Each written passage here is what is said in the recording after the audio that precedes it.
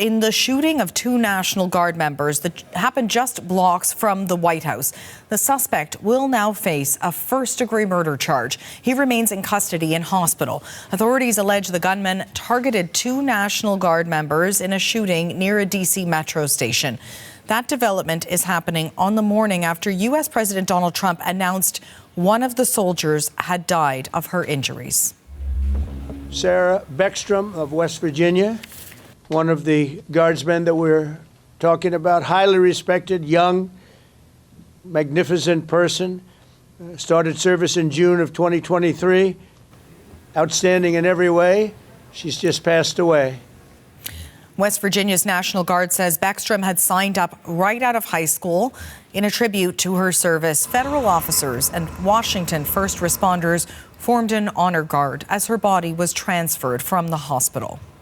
Rafi Boudjikanian is with us from Washington.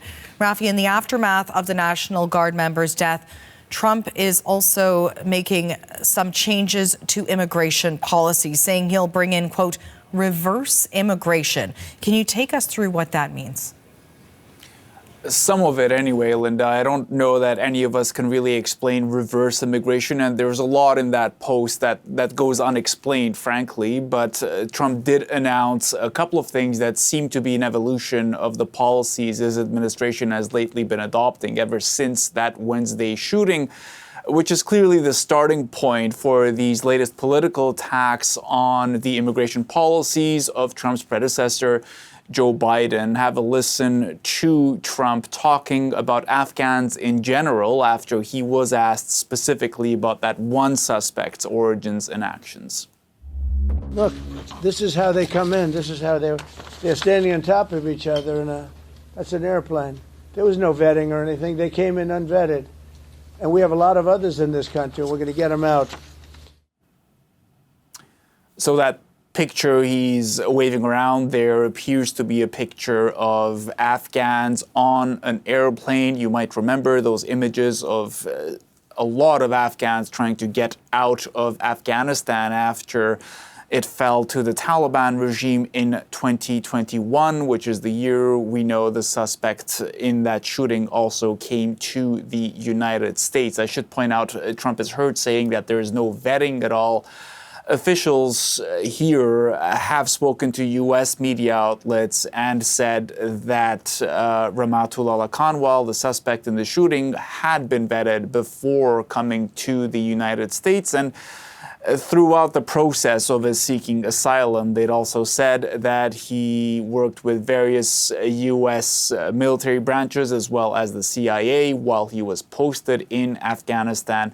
Now, coming to that social media post, Trump says in it that he's going to pause migration from all third world countries and kick out anyone from the States who is not an asset to the country. There is no real explanation for how he would measure that. And that being said, though, the Department of Homeland Security did tell the news agency Reuters that those third world countries Trump is referring to are the same as the 19 countries on a travel ban list the states published earlier this year in June, some of those countries being Afghanistan, Iran, Eritrea as well.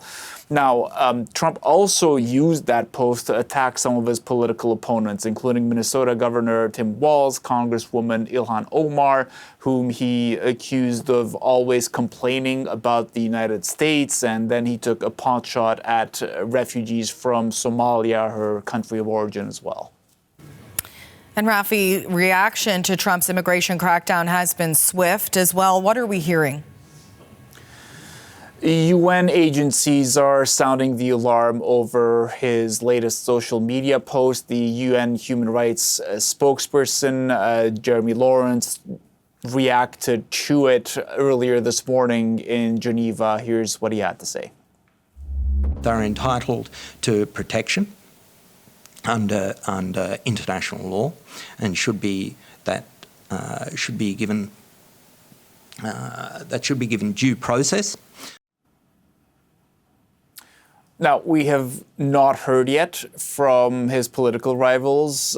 Well, we haven't heard from Ilhan Omar yet, I should say, though she has, over the last few days, pushed back on Trump's previous comments about Somali refugees. Tim Walz quickly did respond. He simply said, release the MRI results. He was referring to Trump last month, saying he'd gotten a magnetic resonance imaging scan for some body part. Trump did not disclose which, and he only said of the results that they were, quote, perfect. Thanks very much for this. Rafi Bouchikanian reporting from Washington.